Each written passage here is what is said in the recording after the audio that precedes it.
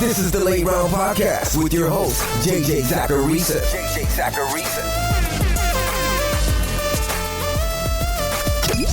What's up, everyone? It's JJ Zacharisa, the editor-in-chief at FanDuel and at NumberFire.com, and this is episode 210 of the Late Round Podcast, one of the many shows that are part of the NumberFire Podcast Network.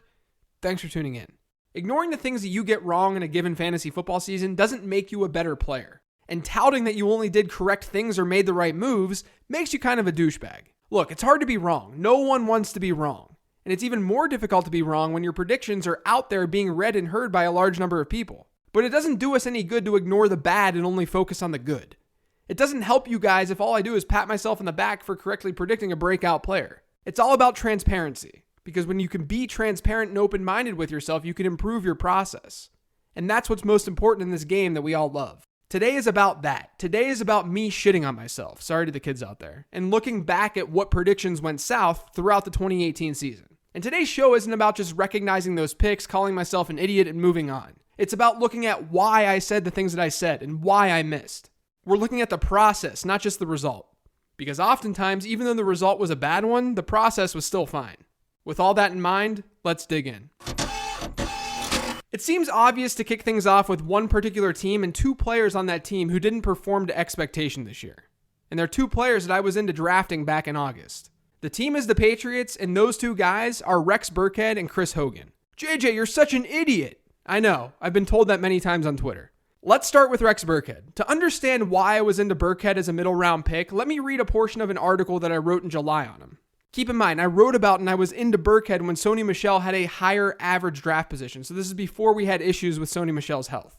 But it reads, Burkhead was injured in a Week 15 game against the Steelers, and he was on the injury report up until the Super Bowl, but we have 5 full games between New England's bye and when that injury occurred where both Burkhead and Dion Lewis, who Michel is hypothetically replacing, were healthy together. Across those 5 games, Burkhead averaged more snaps per contest, saw fewer attempts, compiled more targets, and most importantly, crushed Lewis in goal line work. In fact, during this stretch of 5 games, only 2 players in the entire league had more goal line attempts than Rex Burkhead.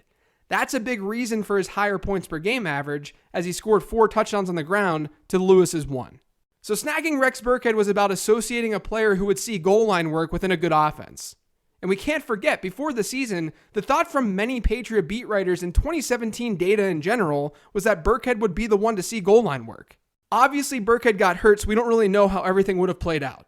I think I can confidently say, though, that it wouldn't have played out all that well for him. But that's not just because of Sony Michel, and it wasn't just because of Rex Burkhead himself. The Patriots' offense as a whole wasn't as good in 2018 as it was in 2017. And that was a big mistake that I made. Part of my analysis on Burkhead talked about how over the previous 3 seasons before 2018, no team had more goal line rushes than New England. They were tied with Carolina. But New England also had sustained excellence offensively through the years. And in 2017, when I was citing a lot of Burkhead's numbers, in particular splits with Dion Lewis, New England was the top team in the league in yards per drive and touchdown rate per drive. In 2018, this past year, they ranked 8th and 9th in those categories. Now, they did see a lot of goal line rushes, but they ran more plays while trailing this season than last season, and they just generally weren't as efficient when you compare their numbers to the league's average. Yes, Sony Michel was good in that role, and now that we're in the playoffs, he's completely taken the lead back duties. I don't think that we can necessarily just say that that would have been the case from the start of the year, but that's where we're at right now. But Michel also showed a lot of inconsistency throughout the 2018 season, partially because the offense wasn't as good. In the 11 fantasy-relevant games where he had double-digit carries, Michel finished 44th or worse in weekly running back scoring 6 times in PPR formats. Patriot running backs scored the 3rd most points in fantasy football, but that wasn't because of that early down role. James White was an issue. And even though I touted White in my running back breakout strategy piece last offseason as a potential breakout, that was partially on the premise that the backfield itself was valuable. I wasn't prepared for him to double his rushing share and beat his previous career high in target share by about 6 percentage points. So all of that created the Rex Burkhead disappointment. Now, with that being said, I don't think the process was very good, mostly because I ignored that New England may not be as efficient as they were in 2017. But also because we knew going into the season that a running back in New England was unlikely to see crazy market share numbers. And I never really doubted that. The problem when investing in those lower volume players, though, is that there's little room for error with that volume. And also, if the offense does indeed get worse, that player becomes far less valuable because that player doesn't have volume to fall back on. That's why I was stupid with Rex Burkhead.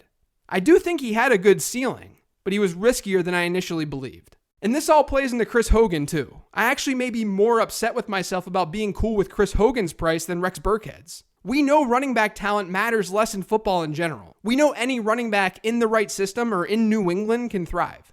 But wide receivers generally need to have a strong resume and profile to be good. And while Chris Hogan has had stretches of strong play fantasy-wise throughout his time in New England, he also entered 2018 as sort of a 29-year-old journeyman. We weren't talking about Josh Gordon on New England. It was Chris Hogan. And as I like to say, volume is a skill statistic. To get volume, you've got to be good. Clearly, given Chris Hogan's sub 10% target share this year, he wasn't very good. And this is despite the fact that he played a lot of snaps. So Hogan not only got hit by New England's offense not being as good compared to the rest of the league, but he himself had plenty of red flags. That's why it was a bad call on my end to draft Chris Hogan at his ADP. I was pretty middle of the road with the Chiefs offense this year. Back in July, though, I had Tyreek Hill a few wide receiver spots lower than his ADP, and that was a clear miss. Fortunately, I started to buy into him as drafts rolled around in August. But I wasn't any higher or lower on Patrick Mahomes than the consensus.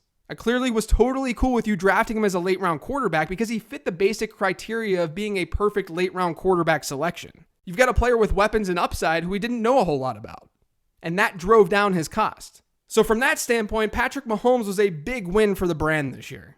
But I wasn't sitting at my desk recording this podcast telling everyone to just go out and draft him in particular. And so from that standpoint, I didn't really hit on Patrick Mahomes. I wouldn't say I missed on him, but I didn't hit on him. One thing I think we should all learn from the Chiefs offense this year, though, is to not fully dismiss the unthinkable. No projection system had Patrick Mahomes with 50 touchdown passes this year. But when you can see signs of a perfect storm hitting, buy into that. The Chiefs were coming off a season where their offense was really good. Alex Smith had an outlier year from a deep ball standpoint, which I talked about a lot on the show in the offseason. But instead of moving in the direction that things could get better, I mostly thought that things could be maintained. That Alex Smith's best season would sort of be a regular Mahomes season, given Mahomes' arm strength and ability to get the ball down the field. Looking in hindsight, I wish I would have been more aggressive in touting the Chiefs. Because like I said, you really did have a perfect storm. Alex Smith didn't just show us that he himself had an outlier year last season. He showed us that this offense could go bananas with a better quarterback. Andy Reid is an offensive genius, the weapons in Kansas City are awesome, and Patrick Mahomes entered the year with plenty of upside. That should have gotten me on the Chiefs more than I was. Now, I don't think I would have ever predicted this. And I think any fantasy analyst is probably sitting there saying, man, I wish I would have invested more in one of the greatest offenses of all time. I'm mostly bringing it up on this podcast because Mahomes and this offense checked all of the boxes. They had the right scheme. They had an ambiguous quarterback with upside which drove down costs a little bit. And they had elite weapons. That's a formula for success, and it's a formula to always remember when looking at offenses to target in fantasy football. Misses don't just happen at the beginning of the season when you draft. I actually didn't mind Amari Cooper to start the year. But when he was traded to Dallas, I marked him as a sell in my 15 transactions column and podcast. My advice was to sell Amari Cooper. And that was wrong. The biggest reason behind it was that Cooper would be going to a run-first team, and that could hinder his overall volume. And then not only that, but a wide receiver changing teams in the middle of the offseason usually isn't a good thing, let alone a wide receiver changing teams in the middle of a season. We saw that with Golden Tate. But Cooper balled out. From week 9 when he joined Dallas through week 16, Cooper ranked 10th in PPR points per game at wide receiver. There are two main reasons I didn't really see this coming. The first ties into what I just talked about, and that was volume. In order for a player in a low volume offense to consistently get work, he's going to need to see a higher share of the work in that offense. And it's just naturally hard for players to capture large market share numbers, let alone players who are joining teams mid-season. Well, Amari Cooper saw 67 targets in Dallas through week 16, accounting for over 24% of Dak Prescott's attempts. Cooper's target share was essentially a top 12 one at the position. I did not see that coming. But we've also got to talk about touchdowns. Cooper scored 5 times across his 8 fantasy-relevant games in Dallas. He was scoring a touchdown for every 132 yards, when the league average this year at wide receiver was a touchdown for every 153 yards. That's not super significant, but it's something. When combined with the underprojected volume, it just makes the sell transaction worse. I do think correct process is to generally sell a wide receiver switching teams like that mid-season. But in the case of Cooper, he's a super talented wideout on a team that had literally nothing else at pass catcher. So in turn, I should have been more aggressive with his target share projection. That's where I missed out. Fortunately, even though I tried to trade him in leagues this year, others were on the same page as me and didn't want him. Sometimes you just have to be lucky in fantasy football. Some of you may remember my takes back in May when things are really not set in stone. Some of those takes were fine, and some of those takes were also not very fine at all. One post-draft take that I had surrounded Royce Freeman and Rashad Penny, two running backs I was into coming out of college. Both players were pretty good in my prospect model, and both players seemed to fall into a place where they'd be able to see a large number of touches right away. I think I once said something along the lines of that I would be surprised if they didn't lead their backfield in touches this year. Again, this was back in May or maybe early June. After seeing how Pete Carroll answered questions and how the team talked up Chris Carson, it started to become evident that Seattle had no idea what they were doing with their first round pick. But I probably should have seen that coming, considering a team with a lot of holes, or a team that seemed like they had a lot of holes, decided to draft a luxury position in the first round. My mistake in reading the Rashad Penny situation was that I generalized how other teams utilize first round backs without looking at the individual circumstance. And that individual circumstance was that Pete Carroll is nuts.